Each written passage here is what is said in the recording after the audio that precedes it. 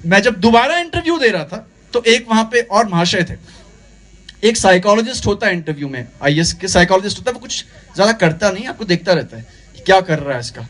तो सवाल पूछते पूछते पानी के ऊपर, उत्तराखंड के ऊपर, हॉबीज के ऊपर, उन्होंने पूछा कि mister Rawat what is zero.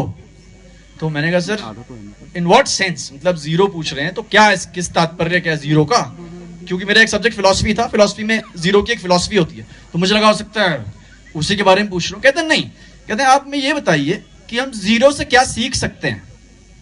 तो मैंने कहा सर हम जीरो से ये सीख सकते हैं कि हमें जिंदगी में मल्टीप्लाई करना चाहिए, क्योंकि जीरो को किसी नंबर के आगे लगा दो तो उसका 10 गुना हो जाता है, 1 10 बन जाता है, 2 20 बन जाता है, 3 30 बन जाता है। Is it very good, very nice. और क्या हम जीरो से सीख सकते हैं?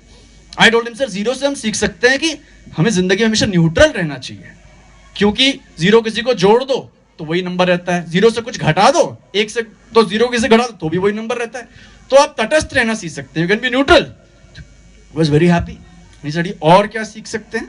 मैंने कहा सर और हम ये भी सीख सकते हैं कि जीरो का मतलब है कुछ नहीं, इसलिए हमें ध्यान रखना चाहिए हमें इसके नीचे तो कम से कम नहीं गिरना है, इसके तो ऊपर ही रहना है। so, अब ये बताइए कि किसी कोचिंग इंस्टीट्यूट में या खुद तैयारी करते हुए क्या आपको कोई ये पढ़ाएगा कि आपसे सवाल पूछा जाएगा इस एग्जाम में?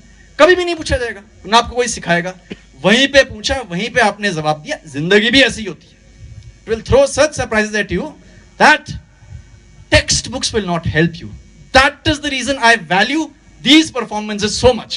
कि लाइफ में जो आपको स्ट्रेंथ मिलती है वो इससे ही मिलती है, एक्सपोजर से मिलती है। मुझे इतना बोलने का शौक है, यूथ से बोलने का इसीलिए शौक है कि मैं आपकी एनर्जी अपनी तरफ ले लेता हूं।